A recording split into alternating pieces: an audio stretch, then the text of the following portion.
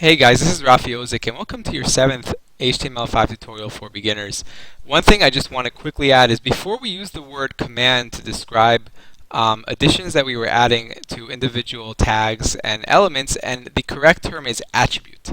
So this style here, when we say style on top of a tag, it's an attribute of that tag or of that element. And there are many different attributes that you could have: style, ID, class, and so on and so forth. So it's just good to know that. And just as a quick review, to go over things again, is we have our tags, which are these individual tags that are opened and closed. We have our elements, which are whatever is in between those tags. And then we have our attributes, which are ways of adding specific information to each individual element and the opening tag.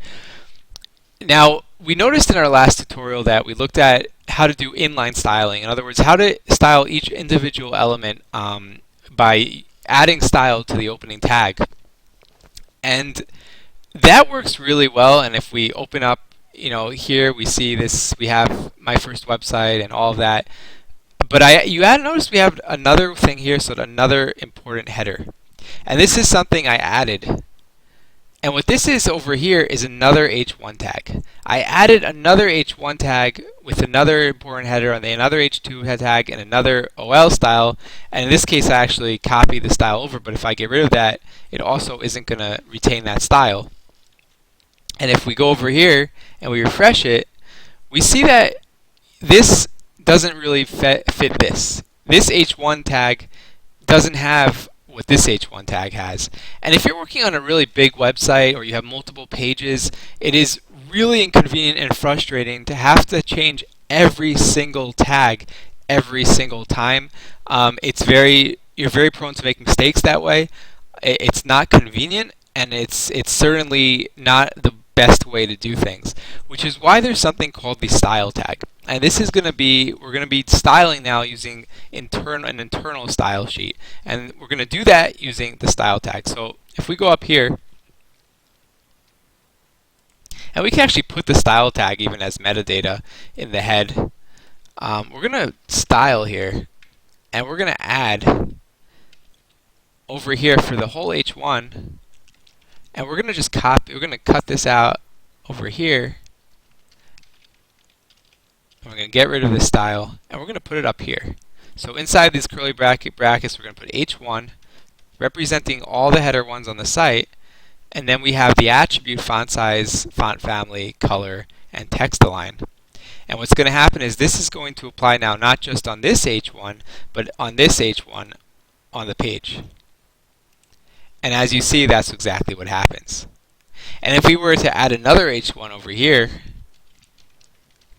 showing the power of styling, and we refresh, you see we get the exact same thing over and over and over again. And this is really where this is starting to become the idea behind programming, which is saving you from having to do additional work. And it's very, very powerful to have this kind of styling in this kind of context.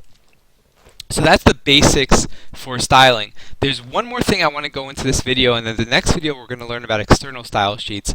And what if you want each one of your individual tags to have certain attributes, but you'd like some of them to be more or less the same, but a little bit of a different attribute? For example, what if you want to have an H2 tag that is, or you want to make a paragraph tag that's an error.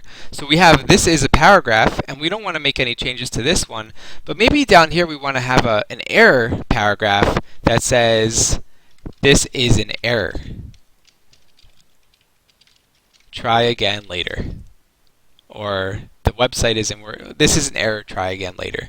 And we want to have this show up in red. Now, we don't want every paragraph to show in red. We want every paragraph to have the same font size, to have the same everything, but this we want to be in red. How would we do that? One of the ways of achieving this is by creating a class. So we can create pClass equals red, and then we can go to the style, and we can do .red, representing the class red, and we can say color red. And now when we go up here, we see this is an error, try again later is now in red. So this gives us tremendous flexibility throughout the site. You could even kind of create your own kind of framework to use by using these kind of style sheets that it can even be shared kind of like Bootstrap did with the responsive framework. There's so much that you can do with it, and it's really very simple. And the next tutorial, we're going to learn about external style sheets and how to do that.